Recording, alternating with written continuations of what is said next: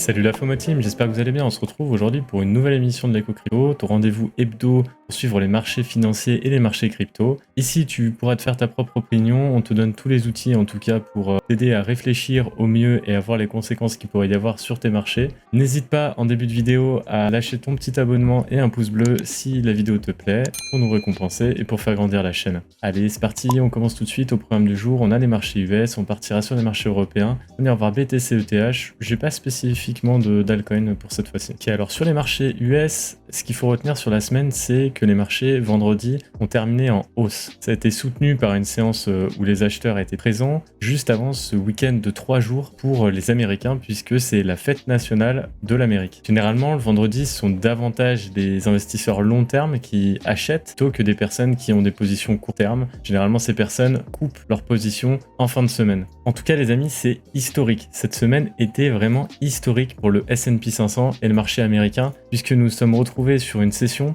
où le marché américain a fait son pire semestre depuis les années 1970. Cependant, en ce moment, l'idée qui se propage autour des acteurs, c'est que les mauvaises nouvelles vont être de plus en plus bonnes. C'est-à-dire que la récession à venir, potentiellement, pourrait encourager la Réserve fédérale à ne pas être trop agressif avec la remontée des taux. Parmi les indicateurs américains du jour, ce qu'il faut retenir, c'est les dépenses de construction qui ont été diminuées sur le mois de mai de 0,1%. Ce qui prouve que, une fois de plus, le resserrement de la politique monétaire de la Réserve fédérale affecte en réalité vraiment l'économie. Donc l'humeur générale autour de ce sentiment que la Réserve fédérale serait potentiellement moins agressive à l'avenir, puisqu'on voit que la hausse des taux affecte tous les marchés et que ça commence à compliquer les marchés financiers dans leur ensemble, fait que globalement, le rendement des emprunts d'État aux États-Unis à 10 ans sont passés de 2,89% contre 3,20% mardi. Donc il y a vraiment eu une baisse des taux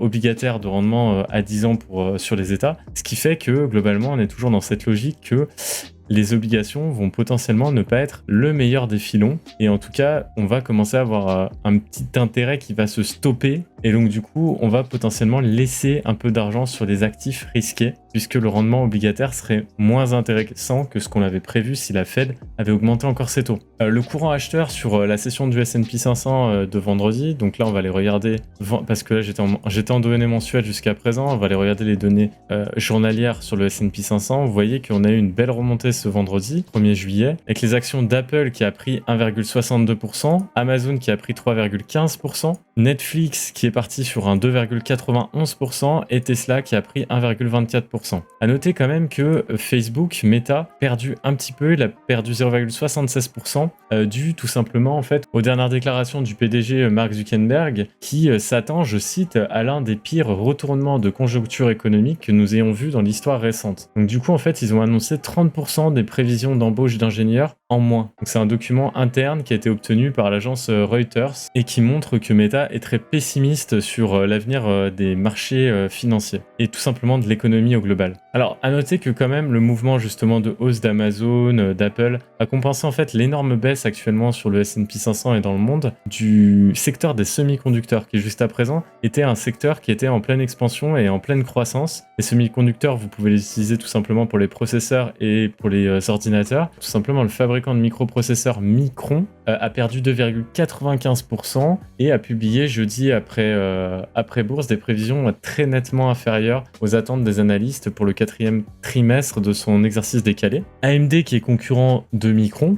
ainsi que les spécialistes de cartes graphiques comme Nvidia, que vous connaissez peut-être, chercheraient à réduire leurs commandes auprès du grand géant taïwanais de la sous-traitance, TSMC, du fait d'un ralentissement de la demande de smartphones et d'ordinateurs. Donc on voit que le marché informatique est en train d'un petit peu baisser, alors que jusqu'à présent, on avait une grosse demande en termes d'ordinateurs, de cartes graphiques et de processeurs. Donc là, c'est en train de se calmer. On a du coup un contre-coup sur ce secteur des semi-conducteurs. Il y a pas mal d'acteurs en ce moment qui pensent que, ok, il y a des bonnes news, potentiellement le taux d'inflation va réduire avec les taux d'intérêt actuels réélevés par la Fed, mais pas plus. Mais par contre, il y a des acteurs qui pensent, comme Facebook par exemple, qu'on va rentrer dans une récession économique à partir non pas de 2022, mais de 2023. Donc ça, il faudra faire très attention, on va suivre un petit peu les news, voir comment le marché réagit tout simplement à ces prises de décision politiques monétaires de la Banque centrale américaine. Puis maintenant, on va aller voir ce qui est fait justement au niveau de la BCE et au niveau de l'Europe. Pour parler de l'Europe, donc là par exemple je suis sur le CAC 40 qui a pris 0,14% sur la session de vendredi. On est sur des notes assez prudentes par rapport notamment à ce qui se passe aux États-Unis, par rapport aux rumeurs de récession comme je vous ai dit de 2023. Il y a vraiment des craintes qui persistent sur cette inflation, sur cette récession et surtout sur la guerre en Ukraine en Europe. Cette guerre en Ukraine, elle affecte énormément les marchés européens et elle affecte notamment les marchés mondiaux. Et je pense que un des facteurs les plus importants, c'est cette guerre qui va potentiellement créer cette récession en 2023. C'est en tout cas une hypothèse qu'on ne peut pas exclure. Si la guerre continue, il y a forcément des répercussions économiques dessus, que ce soit alimentaire, au niveau des matières premières, au niveau des ventes à l'étranger. C'est vraiment important de prendre en considération cet élément géopolitique. Et le dernier facteur, c'est qu'il y a la politique de la BCE jusqu'à présent qui était plutôt laxiste vis-à-vis des remontées des taux, est en train de nous dire et nous répéter cette semaine la détermination de limiter l'inflation. Donc cette détermination de limiter l'inflation en Europe, ça ferait craindre justement une augmentation des taux d'intérêt européens. Donc du coup, ça impacterait les marchés des actions européens et ça profiterait sûrement des valeurs refuges telles que l'or ou les obligations. Et en sachant qu'il faut bien prendre note que vu que les taux étaient négatifs jusqu'à présent en Europe et là ils sont en train de réaugmenter les taux, les États vont commencer à devoir payer des intérêts. Et là, la France a des intérêts qu'ils vont devoir payer, qui sont de plus en plus nombreux. Et donc, on va voir comment ça va être capitalisé dans le budget de l'État, tout simplement, pour payer ces nouveaux intérêts qui arrivent et qu'on a contracté, en fait, ces emprunts durant le Covid et même avant. Et du coup, on va voir un petit peu ce que ça va répercuter sur le budget de l'État et tout simplement sur les mesures qui vont être prises à l'avenir. Des mesures sûrement plus prudentes qui potentiellement pourraient faire peur au marché puisqu'on rentrerait dans des États surendettés qui ne pourraient même plus payer les intérêts. On passe sur le dollar et l'euro. Alors rapidement sur le dollar, vous voyez qu'on est toujours dans une phase de montée par escalier un petit peu, de sorte de vague d'Elliott ici à l'écran. Le dollar profite toujours de son statut de valeur refuge en fait, un peu au même titre que l'or. Il avance encore de 0,62% face à un panier de devises et l'euro se traite lui, vous allez le voir à l'écran, encore en baisse par rapport au dollar et il se traite à 1,04 $, donc il y a une baisse de 0,54% à peu près sur l'euro. Donc on a toujours un problème où l'euro est toujours sous cette trendline là, l'euro souffre face au dollar. Le dollar est vraiment la valeur refuge actuellement sur le marché, ce qui n'est pas forcément bon pour les marchés crypto et pour les marchés des actions. Mais voilà, la réalité est là, c'est que pour l'instant on a peur, donc on reste en dollars. Malgré l'inflation qui a été énorme sur le dollar, 8,6%. Juste un petit point sur le pétrole est toujours en train d'exploser, notamment avec les craintes d'approvisionnement en Libye et arrêt de production avec la Norvège, suite à des mouvements de grève sociale qui sont prévus dans le pays. Allez, on va passer tout de suite au marché des cryptos les amis. Sur BTC, ce qu'il faut retenir, c'est cette clôture mensuelle que vous voyez à l'écran les amis, que j'ai entourée ici sur la dernière bougie. Énorme chute qu'on a vécue ce mois de juin. C'était hallucinant les amis. On a fait une chute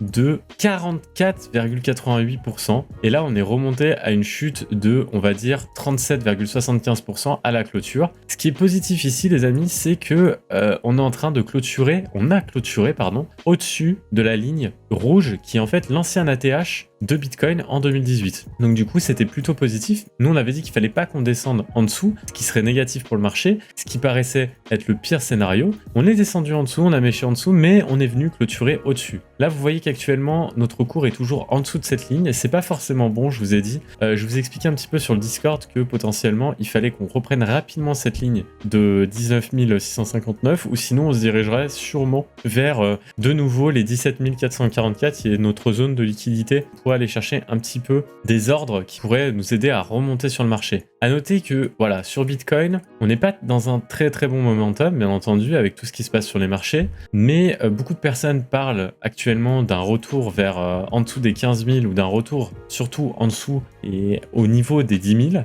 Alors moi, c'est pas mon avis, honnêtement. Je trouve que descendre à 10 000 $ sur Bitcoin, ça serait une catastrophe pour l'écosystème et je pense que l'écosystème aurait vraiment du mal à s'en remettre. Je pense que déjà une descente à 14 000 qui est l'ancienne résistance de 2019 ici, vous le voyez à l'écran, serait déjà très dur parce que nous aurions des acteurs comme Celsius, comme beaucoup de gros acteurs en tout cas qui souffriraient de cette descente à 14 000, notamment sur leurs emprunts et leur liquidité. Je pense que c'est compliqué de faire descendre le marché à 14 000. On a vu que Binance avait racheté aux alentours des 20 000 et avait racheté en masse certains bitcoins. On a vu que plusieurs acteurs institutionnels l'ont fait, à l'image de MicroStrategy aussi qui a beaucoup acheté entre 19 et 20 000. En tout cas, c'est ce qu'ils ont dit. Je pense pas que le marché ira chercher 10 000. Je me trompe certainement, mais en tout cas pour moi, déjà descendre à 14 000 serait vraiment exceptionnel. Pour moi, c'est vraiment le pire scénario. C'est ce rectangle que vous avez à l'écran avec cette petite ligne bleue à 13 834. N'essayez pas forcément de prendre pour acquis tout ce que je dis. Essayez de faire votre propre opinion parce que un retour à 10 000, ça pourrait être peut-être possible, mais si on regarde de la façon un peu plus macroéconomique sur Bitcoin, ok, on serait dans une période de récession, mais est-ce que le marché des cryptos pourrait s'en remettre avec tous les acteurs qui ont des emprunts, tous les gros acteurs qui sont exposés énormément aux cryptos et qui font tourner actuellement cet écosystème, et les brokers, Binance, FTX, Celsius, tous ces acteurs sont liés, et s'il y aura un retour à 10 000 $ de Bitcoin, ça pourrait faire très très mal au portefeuille, et ils pourraient, certains, ne pas s'en relever et créer le Lehman Brothers de la cryptosphère. Donc pour moi, déjà un retour à 17 444 comme on a eu, et un retour qui fait mal, mais c'est un retour d'accumulation pour les gros acteurs. Les gros acteurs en ce moment, ce qu'ils s'amusent à faire, c'est accumuler pour moi, et c'est pas à ce moment-là où ils sont en train de vendre. Normalement, il y a plein de personnes qui vous disent qu'il n'y a pas de volume sur le marché des cryptos, mais c'est normal, il y a une accumulation qui est lente et fastidieuse pour les particuliers comme nous, mais qui est une accumulation lente pour les institutionnels qui ne veulent pas voir le cours décoller d'un coup, et qui profitent de ces phases pour accumuler des crypto-monnaies et pouvoir s'exposer au prochain bull run. En tout cas, c'est mon avis, les amis. Sur Bitcoin, du coup, en données journalières, cette fois-ci, vous voyez que on est en train de faire une sorte de petit range ici autour de notre ATH. Tout simplement, pour l'instant, c'est un peu indécis. On descend par escalier à chaque fois et on ne sait pas vraiment où on va s'arrêter. Mais là, on arrive sur des indicateurs qui sont très importants. On est sur des zones qui sont hyper attendues. Qui, dans votre entourage, n'avait pas dit qu'il y a 20 000 $ sur Bitcoin, il en achèterait 3 ou 4 en fait, tout ça, ou à minima 1. En tout cas, moi, j'avais plusieurs personnes dans mon entourage qui m'avaient dit ça. Et tout simplement, ces personnes n'ont pas acheté à 20 000. Parce que oui, c'est compliqué, le contexte. Oui, mais voilà. La réalité, c'est qu'on y est. Et que le contexte, il serait toujours compliqué si on était à 20 000 $ sur Bitcoin. Ce serait un contexte de crash. Et c'est là où on en est. Et là, maintenant, les acteurs ne veulent plus acheter. Donc, posez-vous la question. Les gros acteurs achètent, les institutionnels achètent, les brokers achètent, mais par contre, les particuliers n'achètent plus. Et tous les analystes particuliers, on va dire, que vous pouvez voir en tant qu'influenceur sur YouTube, des personnes qui donnent des analyses financières ou pseudo-financières sur YouTube, pourront vous dire que globalement, nous aurons une chute jusqu'à 15 000 ou 10 000 et que ce n'est pas terminé, qu'on est vraiment qu'au début de la chute. Pour moi, ce n'est pas mon avis, mais pareil, mon avis n'engage qu'à moi. Je ne suis pas trader, les amis, je suis fiscaliste avant tout. Mais en tout cas, mon avis, c'est que le sentiment de marché n'est pas là pour les acteurs particuliers, mais pour les institutionnels qui sont solides. Il est toujours là et il ne sera pas à 10 000, les amis. À 10 000, les acteurs institutionnels, ils auront très peur. Et je ne suis pas sûr qu'un marché où les acteurs institutionnels ont très peur est un marché qui pourrait potentiellement se remettre facilement d'un crash pareil. Allez, on passe sur ETH rapidement. ETH, données journalières, vous voyez qu'en fait, il est en train d'osciller sur cette zone des 1007 $. On essaye à chaque fois de clôturer au-dessus ou de mécher dessus, qui est tout simplement une zone d'accumulation pour les institutionnels, calculée avec des ratios de Fibonacci. Et donc du coup, vous voyez que pour l'instant, c'est ce qui est pricé sur ETH. Je vous avais dit qu'il y avait des grosses zones là en jaune foncé ici, qui sont des zones d'accumulation sur Ishimoku. Là, en tout cas, on est en train d'osciller entre ces deux zones jaunes, plus essayer d'aller chercher des niveaux d'accumulation. Vous voyez qu'à chaque fois qu'on tombe sur les 1007 $, il y a une petite mèche, on rachète un peu en dessous, hein, vous voyez. Et sinon, si ETH venait à cracher comme Bitcoin, nous avons différents niveaux. Un des niveaux en journalier, ça serait les 916 $ que nous avions déjà traversés. Et ensuite, on a des gros niveaux de liquidité sur les niveaux qui sont tracés ici, donc les 800 $, les 700 $ globalement, les 630, et ensuite on aura les 500 $ qui sont bien en dessous. Mais pour l'instant, les amis, je pense que ces niveaux des 1007 sont hyper pricés pour le marché, et en tout cas, moi, c'est ce que j'essaie de pricer dans mon portefeuille. Voilà, les amis, c'est tout pour aujourd'hui. J'espère que cette vidéo vous a plu. N'hésite pas à lâcher un petit pouce bleu et à t'abonner sur la chaîne. On est de plus en plus nombreux sur YouTube et sur Twitch, ça fait super plaisir. Et j'espère que tu viendras nous voir en live tous les mercredis soirs à 20h30 avec Teslark pour l'atelier crypto. Sur ce, je te souhaite un excellent week-end. Fais très attention sur les marchés. Fais-toi ta propre opinion, va voir d'autres sources. Et on se donne rendez-vous la semaine prochaine pour une nouvelle vidéo de l'éco crypto. Ton rendez-vous hebdomadaire tous les samedis. Allez, salut la FOMO team. Ciao, ciao.